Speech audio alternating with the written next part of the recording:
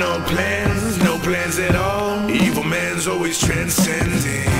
Fighter like sheep, swallow everything. Always simpletons or pretending. It's your moment of clarity, coming to you today from London, England. It's time for a little bit of honesty. It's time to take that elephant in the room, grab it by the horns, and milk it senseless. The statement I'm about to say to you is something we're never allowed to say in public. It's something we're never allowed to talk about. The media definitely can't even begin to mutter it. You're more likely to hear the media talk about government propaganda than you are to hear this. You're more likely to hear the Pope say that every child-molesting priest should be imprisoned for decades than you are to hear the following true statement. So here it is. Capitalism has a lot of problems.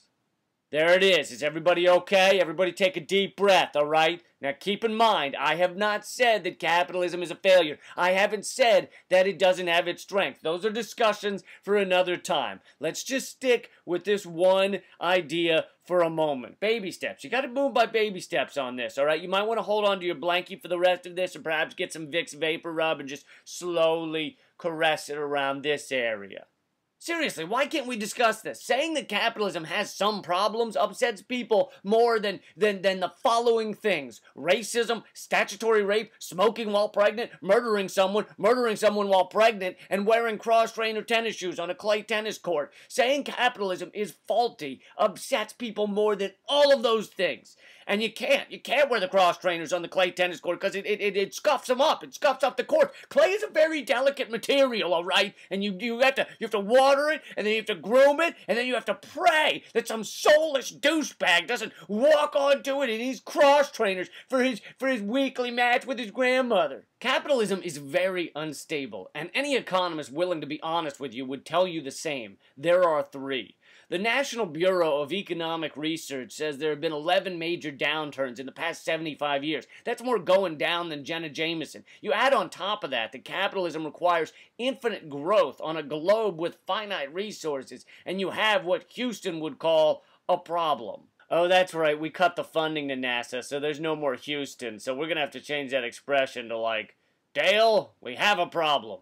Whenever capitalism yells, Dale, we have a problem, you know who comes to the rescue? Socialism. That's right, social programs like welfare and Social Security and Medicare and Medicaid have made it so that unregulated capitalism doesn't eat itself alive yet. Then when the banks collapse and the housing market collapses and the big auto companies collapse, who saves the day? Massive socialist bailouts. I'm just saying, there's something wrong with an economic system that has to tag team a different system into the match because it keeps getting knocked the fuck out. So all I'm asking for is a rational adult discussion on ways to create an actual sustainable society. Now I know sustainable sounds like a hippy-dippy tree-hugging pussy word, motherfucker, but no. Sustainable just means can go on forever. What we have now is an unsustainable model, also known as a devour everything now and shit on the future model. It's fun, right? Right now we're in the devour part of it. Very soon we'll be living in the shit part of it.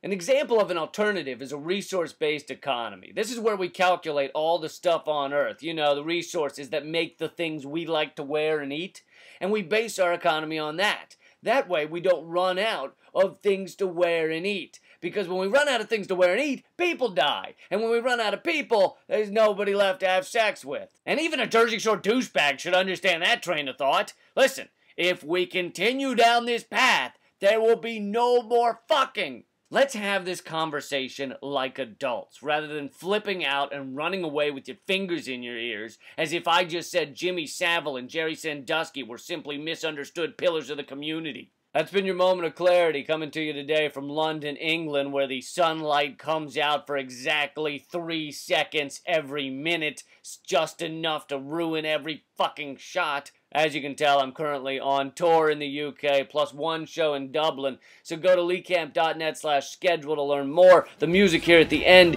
is by the band Hyrosonic, played with their permission. Thanks again. Bye.